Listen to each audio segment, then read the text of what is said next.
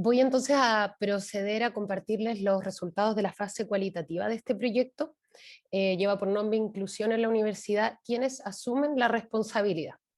Vamos a entender entonces la inclusión en educación como un derecho humano básico a pertenecer y a participar en un sistema educativo.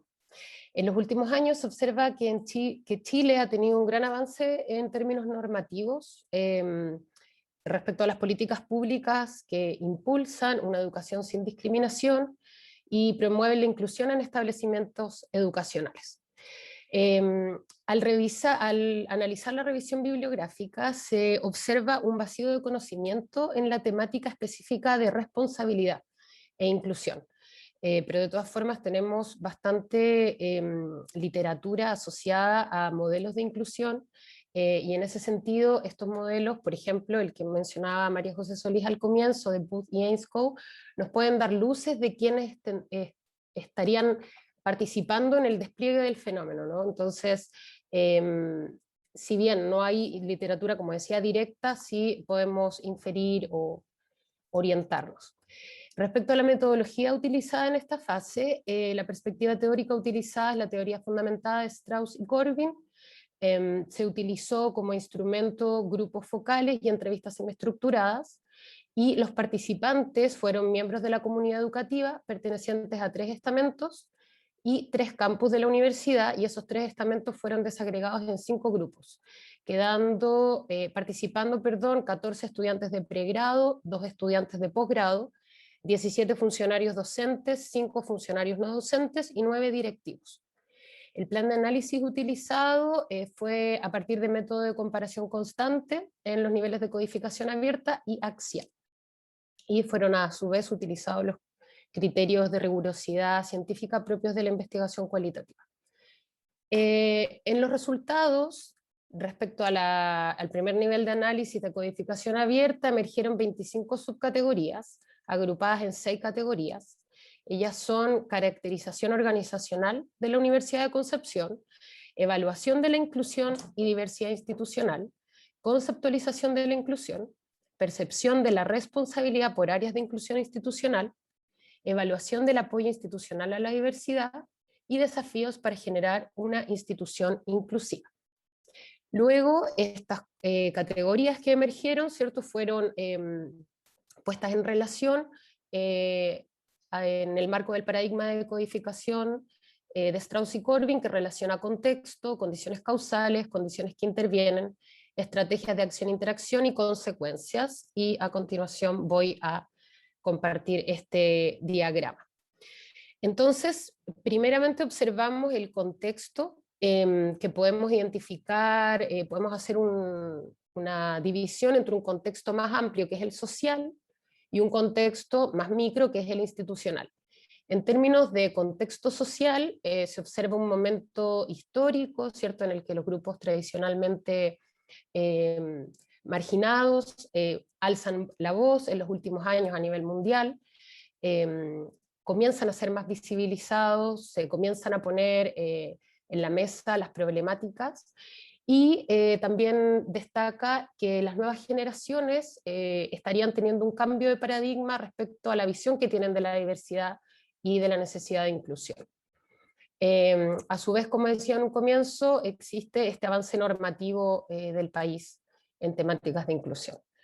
En términos de la institución, de contexto institucional, destacan ciertas características de la institución que tienen que ver con el tamaño de esta, con la gran cantidad de años que tiene, que estarían influyendo en la temática de inclusión. Y además emerge la idea de que estos elementos de la institución, que si bien estarían dificultando, enlenteciendo ciertos procesos de cambio, sí están en revisión. Pasando a los antecedentes, podemos observar, en primer lugar, la percepción de diversidad.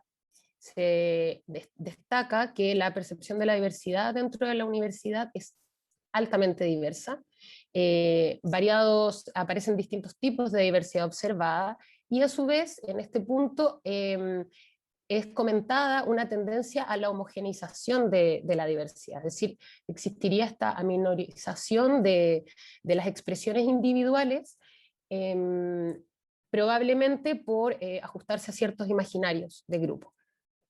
Luego, por otra parte, emerge la evaluación del estado actual de la inclusión institucional. Es comentado que esta institución está en vías a ser inclusiva, es decir, no está cerrado, pero no está tampoco en el último momento, sino está en desarrollo. Se observa y destaca también una percepción de que los diagnósticos para identificar diversidad son tardíos o deficientes, y que no existe una definición ni una política de inclusión. Respecto al modelo educativo, es comentado que el modelo educativo de la universidad está más bien centrado en lo individual, es bastante formal, estructurado, por lo que ciertas adaptaciones metodológicas que quisieran realizar docentes a veces son difíciles de realizar debido a esta estructura. Y finalmente emerge la necesidad de revisar este perfil docente, dado que no existen competencias asociadas a inclusión en el perfil docente.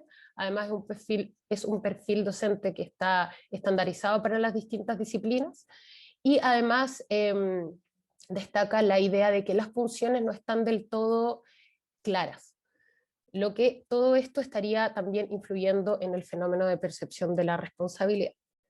Ahora, como factor interviniente, es decir, aquello que regula, que modifica, que varía el fenómeno, observamos por una parte la conceptualización de la inclusión, es decir, qué es lo que entiende los miembros de la comunidad por inclusión, y ahí hay diversidad de opiniones.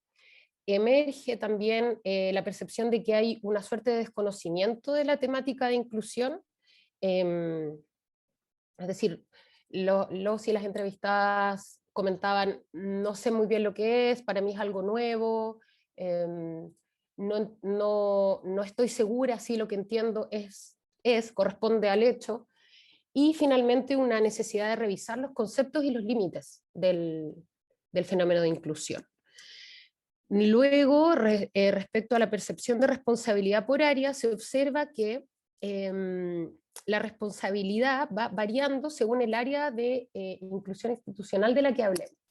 Por ejemplo, en admisión y en infraestructura es claro que los y las participantes comentan que es la universidad o es la institución la que se debe hacer cargo de que estas áreas, estas dimensiones estén aptas para. No así en relación a los procesos de enseñanza-aprendizaje o de participación, en donde la responsabilidad de la institución y de las personas es más bien compartida. Luego, en relación a la percepción del apoyo institucional a la diversidad, se observa una diferencia de esta percepción según el tipo de diversidad y a su vez según el tipo de discapacidad. Es decir, habría una variación, una diferencia en la percepción de apoyo según el tipo de discapacidad y según el tipo de diversidad dentro de la institución. Y además aparece bastante comentado la falta del apoyo al rol docente, específicamente en este punto asociado a las competencias, a la falta de capacitación para desarrollar competencias que permitan que los docentes puedan tener estrategias para hacer frente de alguna manera a todas aquellas situaciones que se desprenden de este alto grado de diversidad dentro de la institución. Y finalmente, en relación a la percepción del grado de participación, se observa una cultura más consultiva que participativa, es decir, si bien las y los miembros de la comunidad educativa refieren ser bastante consultados, eso no significa que se vaya a traducir en la toma de decisión. Esto sí está mediado por el nivel jerárquico y por el estamento, y emerge acá también la necesidad de tener un contacto más directo, especialmente desde las personas que pertenecen a alguna diversidad, con aquellos que pueden realizar algún cambio o generar alguna estrategia para mejorar el grado de participación. Y en relación a las estrategias de acción-interacción, observamos tres niveles. Uno son los estudiantes, luego docentes y funcionarios, y finalmente el nivel institucional. En términos de las estrategias de estudiantes al fenómeno, emergen las prácticas inclusivas basadas en la aceptación y el respeto, el fomento de los espacios de sensibilización y educación hagamos diálogos veganos, hagamos diálogos feministas, juntémonos a conversar acerca de, es decir, estas instancias que aparecen de manera informal entre los estudiantes, y también observamos ciertas prácticas excluyentes que en el caso de los estudiantes refieren tener bastante relación al individualismo. Ahora, las prácticas, tanto inclusivas como excluyentes, están mediadas también por el grado de conocimiento y cercanía entre pares. En relación al estamento de docentes, de funcionarios docentes y no docentes, hay ciertas estrategias individuales por facultad o por carrera que estarían respondiendo a la falta de protocolos en la temática de inclusión. Entonces, dado que no existen protocolos, las personas a nivel individual o por grupos de compañeros de facultad o carrera comienzan entonces a levantar ciertas respuestas un poco más sistemáticas respecto a qué hacer cuando hay alguna necesidad de inclusión. Y también se observan las prácticas excluyentes, que en este caso también estarían más asociadas a los prejuicios y al desconocimiento de la temática de inclusión y de diversidad. Finalmente, respecto a la institución, observamos que la institución, para responder al fenómeno, en este momento estaría fortaleciendo ciertos roles de agentes claves, ¿sí? Jefes de carreras, tutores, en el fondo está generando bastante más foco en lo que puede hacer la persona a nivel individual, ¿no? Y dándole el espacio y las herramientas a esas personas para fortalecer ese rol. Y además, otra estrategia que emerge es la creación de un sistema de alerta temprana y una política de inclusión que está actualmente en construcción.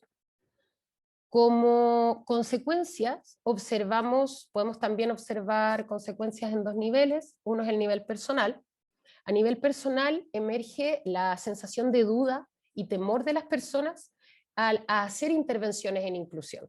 Es decir, las personas reportan no sentirse seguras de si lo que están haciendo le está haciendo bien o puede estar siendo finalmente más perjudicial para quien necesita ser incluido. En ese sentido, es clara la necesidad de recibir capacitación en el área, dicho por las y los participantes. También observamos las prácticas inclusivas y excluyentes que ya mencioné, la tendencia a homogeneizar las diversidades. De parte de las personas que necesitan ser incluidas se observa el fenómeno de no compartir dificultades por miedo o por vergüenza, y en términos generales también existe la idea de que la responsabilidad de transferir reglamentos y protocolos a la práctica recae en un nivel personal. Y por su parte, en nivel institucional, se observan cambios observados en el último tiempo respecto no solo al tipo de diversidad, a la cantidad de diversidad observada, sino también al modo en que la temática se está tratando. Esto también se ve en programas, ¿cierto?, que en el último tiempo han sido desarrollados, y otras instancias formales e informales que la comunidad educativa está desplegando.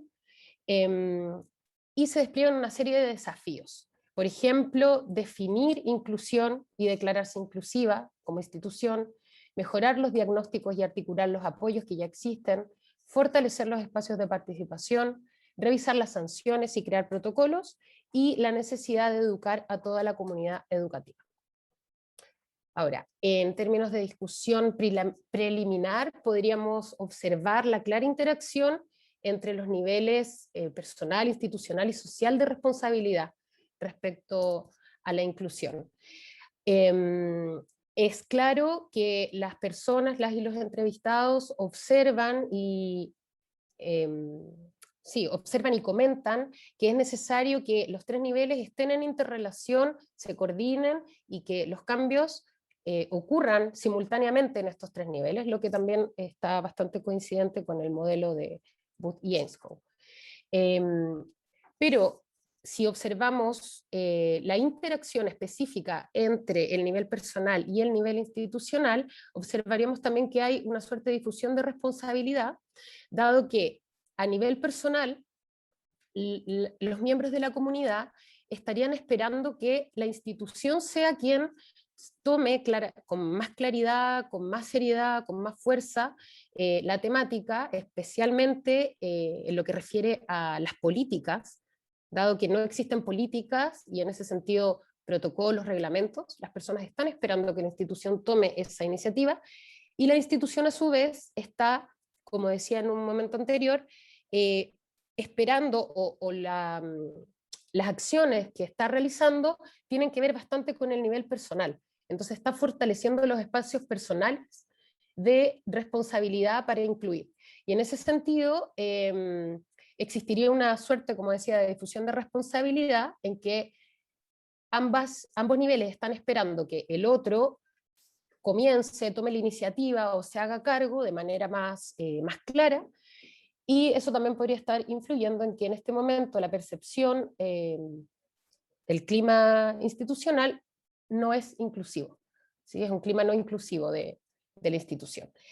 Entonces, para finalizar, dado que sí es reportada la necesidad de reglamentar y de generar políticas, ¿cierto? Y ciertos marcos para hacerse cargo de la inclusión en la institución, esto no podría suceder sin, a su vez, generar cierta educación y sensibilización a nivel personal, ¿sí? Son cuestiones que debiesen estar sucediendo de manera paralela y simultánea.